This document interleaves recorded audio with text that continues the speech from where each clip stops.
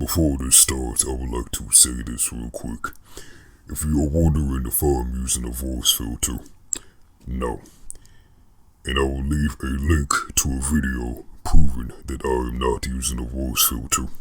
After you watch the video and you still say that my voice is fake and I'm using a voice filter, hey, you're getting blocked. Anyway, enjoy the content. Alright, what is good? This is Renegade X, back at it with another video here. And for this video, I want to do something different. So, there is a lot of people out here who are suffering with insomnia and having trouble sleeping and etc. And I have been thinking about, what if I can do something to at least try to help that, to help people fall asleep and have a good night's sleep, so I can finally use my deep voice for something, because I have been told that my voice is calming and soothing. So I will be reading things like poetry and stories. Before this video is going to be stories. So for anyone that is listening, watching, or really listening, to be honest, here's what I'm going to do. I'm going to use my voice growl. For those that wonder what the voice growl is, this right here is the voice growl. This smooth, sensational. It's like a refreshing, tall glass of water on a hot day, if you know what I mean. So I'm going to be reading poetry like this, so you can just calm down and just, go into a peaceful sleep. And I mean, if you want to, you can call this ASMR session as well, if you want to look at it like that. But without further ado, just go ahead and relax yourself and just let me do all the work. So I'll be reading some poetry from Alfred Lord Tennyson. And this one is called Mariana. Mariana in the moated grange, measure for measure. With the blackest moss the flower plots were thickly crusted, one and all. The rusted nails fell from the knots that held the pair to the gable wall. The broken sheds looked sad and strange. Unlifted was the clinking latch, weeded and worn the ancient thatch. Upon the lonely moated grange, she only said, "My life is dreary.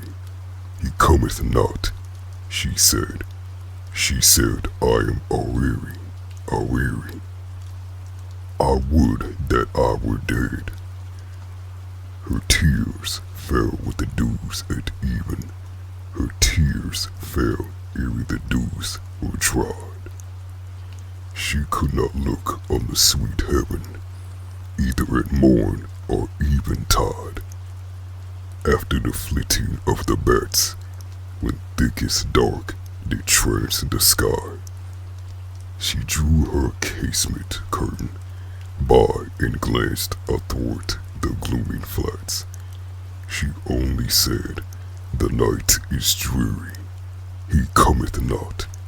She said, "I am aweary, aweary. I would that I were dead." Upon the middle of the night, walking, she heard the night fowl crow. The cock sung out in our eerie light. From the dark fen, the oxen's low came to her without hope of change. In sleep she seemed to walk forlorn, till cold winds woke the grey-eyed morn about the lonely moated grange. She only said, "The day is dreary, he cometh not," she said. She said, "I am aweary, aweary. I would that I were dead. About a stone cast from the wall, a sluice with blackened water slips. Oh, ere it many round and small, the clustered marish mosses crept. Hard by poplar shook alway, all silver green with gnarled bark.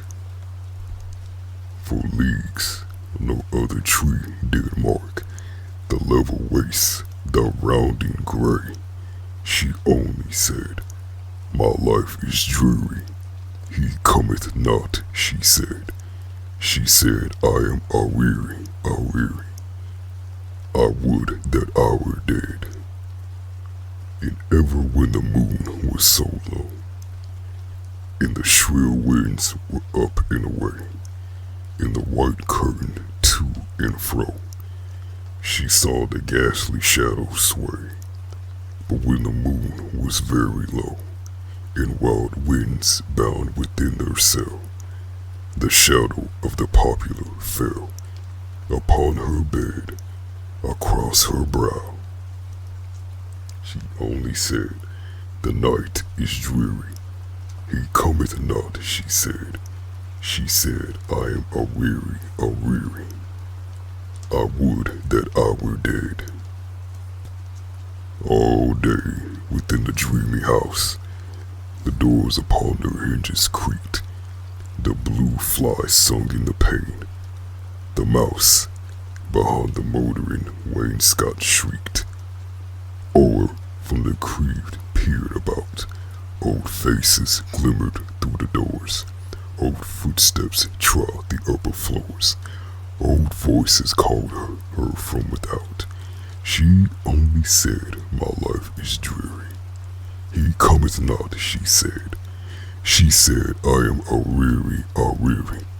I would that I were dead. The sparrows chirrup on the roof, the slow clocks ticking in the sound, which to the wooing wind aloof, the popular maid did all confound her sense, but most she loathed the hour, when the thick moat sunbeam lay athwart the chambers, and the day was sloping toward his western bower. Then said she, I am very dreary. He will not come, she said. She wept, I am aweary, aweary. Oh God, that I were dead. The next one is called Song. A spirit haunts the year's last hours, dwelling amid these yellowing bowers. To himself he talks, for an eventide listening earnestly at his work. You may hear him sob and sigh in the walks. Earthward he boweth the heavy stalks of the mouldering flowers. Heavily hangs the broad sunflower. Over his grave, the earth so chilly. Heavily hangs the hollow hawk. Heavily hangs the tiger lily. The air is damp and hushed, enclosed as a sick man's room, when he taketh repose an hour before death. My very heart faints, and my whole soul grieves at the moist-rich smell of the rotting leaves, and the breath of the fading edges of box beneath, and the year's last rose. Heavily hangs the broad sunflower. Over its grave, the earth so chilly. Heavily hangs the hollyhock. Heavily hangs the tiger lily. This next poem is called A Character. With a half a glares upon the sky. At night, he said the wanderings of this most intricate universe teach me the nothingness of things, yet could not all creation pierce beyond the bottom of his eye. He spake of beauty, that the dull saw no divinity in grass. Life in dead stones are spirit in the air. Then looking as 'twere in a glass, he smoothed his chin and sleeked his hair, and said the earth was beautiful. He spake of virtue, not the gods, more purely when they wish to charm Pallas and Juno sitting by, and with a sweeping of the arm and a lackluster dead blue eye, devolved his rounded periods most delicately hour by hour. He canvassed human mysteries and trod on silk as if the winds blew his own praises in his eyes, and stood aloof from others' minds in impotence of fancied power, with lips depressed as he were meek. Himself unto himself he sold, upon himself did feed, quiet, dispassionate and cold, and other than his form of creed, with chiseled features clear and sleek. This poem is called The Two Voices. A still small voice spake unto me, thou art so full of misery, were it not better not to be? Then to the still small voice I said, let me not cast in endless shade what is so wonderfully made, to which the voice did urge reply. Today I saw the dragonfly come from the wells where he did lie, and inner impulsive rent the veil of his old husk from head to tail, came out clear place of sapphire mail. He drawed his wings like gauze they grew, through crofts and pastures wet with dew. A living flash of light he flew. I said, when first the world began, young nature through 5 cycles ran, and in the 6th she molded man. She gave him mind, the lordliest proportion, and above the rest, dominion in the head and breast. Thereto the solid voice replied, self-blinded are you by your pride. Look up through the night, the world is wide. This truth within thy mind rehearse, that in a boundless universe is boundless better, boundless worse. Think you this mode of hopes and fears could find no statelier than his peers in yonder 100,000,000 spears? It spake moreover in my mind, though thou wert scattered to the wind, yet is there plenty of the kind. Then did my response clearer fall, no compound of this earthly ball is like another, all in all. To which he answered scoffingly, good soul, suppose I granted thee, who weep for thy deficiency? Or will one beam be less intense when thy peculiar difference is cancelled in the world of sense?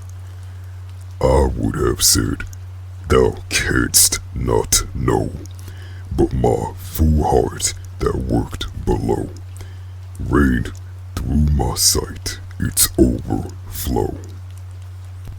Again the voice spake unto me, thou art so steeped in misery, surely 'twere better not to be. Thy anguish will not let thee sleep, nor any train of reason keep. Thou canst not think, but thou wilt weep.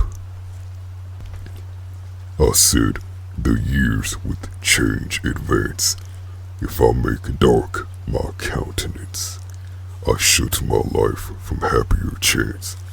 Some turn this sickness yet might take, even yet, but he what drug can make a withered palsy cease to shake. I wept, though I should die.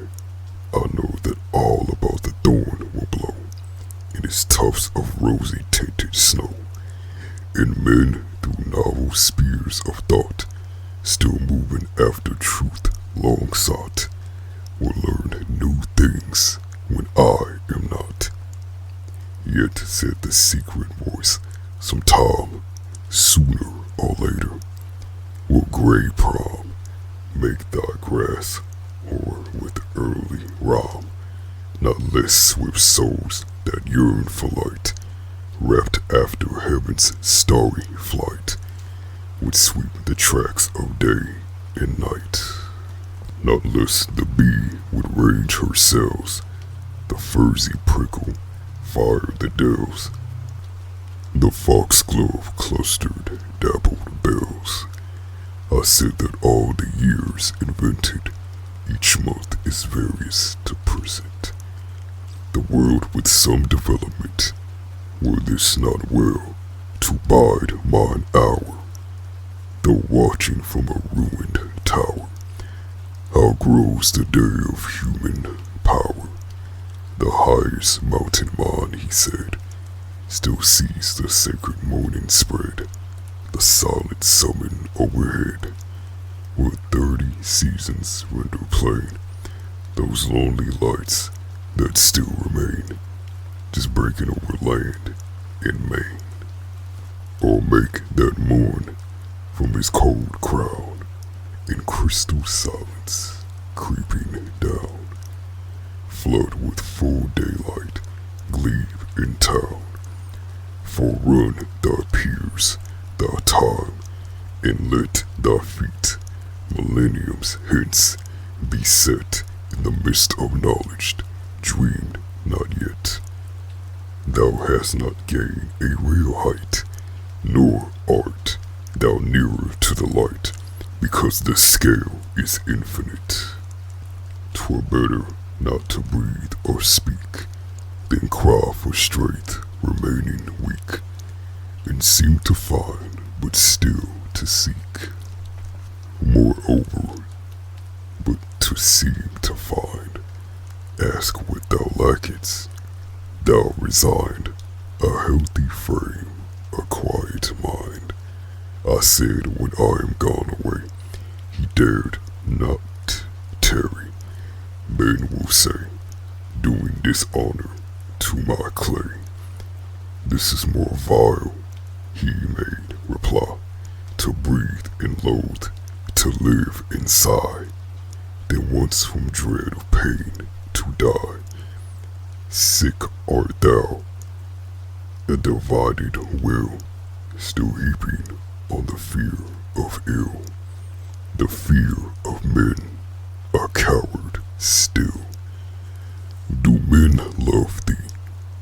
Art thou so bound to men that how thy name may sound will vex thee lying on the ground? The memory of the withered leaf in endless time is scarce more brief than of the garnered autumn sheaf. Go, vexed spirit, sleep in trust. The right ear that is filled with dust hears little of the false or just. Hard task to pluck, resolve. I cried from emptiness in the waste wide of that abyss or scornful pride. Nay, rather yet, that I could raise one hope that warmed me in the days, while still I yearn for human praise. When wide in soul and bold of tongue, among the tents I paused and sung, the distant battle flashed and rung, I sung the joyful paean clear. In sitting, burnished without fear, the brain, the buckler, and the spear, waiting to strive, a happy strife, to war with falsehood, to the knife, and not to lose the good of life. Some hidden principle to move, to put together, part, improve, and to meet the bounds of hate and love, as far as might be, to carve out free space for every human doubt, that the whole mind might orb about, to search through all I felt or saw, the springs of life, the depths of awe, and reach the law within the law. At least not rotting like a weed, but having sown some generous seed, fruitful of further thought indeed, to pass when life her heart light withdraws, not void of righteous self-applause, nor in a merely selfish cause, in some good cause, not in mine own, to perish, wept, honored, known, and like a warrior overthrown, whose eyes are dim with glorious tears, when soared with noble dust he hears his country's war song thrill his ears, then dying of a mortal stroke. With time the foreman's line is broke, and all the war is rolled in smoke. Yeah, said the voice, thy dream was good, while though outdissed in the bud, it was the stirring of the blood. If nature put not forth her power about the opening of the flower, who is it that could live in an hour? Then comes the check, the change, the fall. Pain rises up old pleasure's pall. There is one remedy for all. Yet hadst thou, through enduring pain, linked month to month with such a chain of knitted purport, all were vain. Thou hadst not between death and birth dissolved the riddle of the earth. So were thy labor little worth, that men with knowledge merely played. I told thee, hardly nigher made, thou scaling slow from grade to grade, much less this dreamer, deaf and blind. Named men may hope some truth to find, that bears relation to the mind. For every worm beneath the moon draws different threads, and late and soon spins toiling out of his own cocoon. Cry, faint not, either truth is born beyond the polar gleam forlorn, or in the gateways of the morn. Cry, faint not, climb the summit slope, beyond the furthest flights of hope, wrapped in dense cloud from base to cope.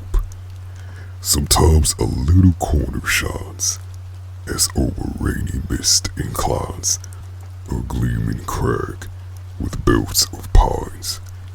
I will go forward, sayest thou, I shall not fail to find her now. Look up, the fold is on her brow, if straight thy track, or if oblique.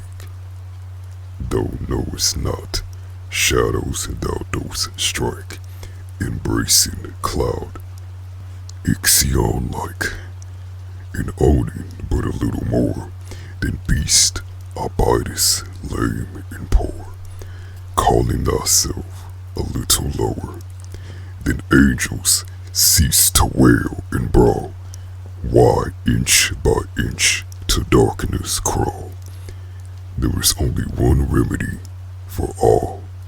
O dull one-sided voice, said I, wilt thou make everything a lie, to flatter me that I might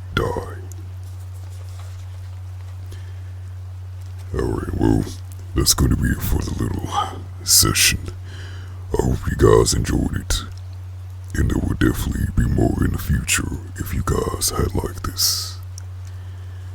Hopefully this helps you sleep if you have not fallen asleep already, and I apologize for my mispronunciation of some of these words. If you enjoyed the content, why don't you go ahead and hit that subscribe button and hit the bell icon to get notified of future uploads. And be sure to check out my socials in the description below. Thank you for watching the video / listening to it. And I'll see you next time.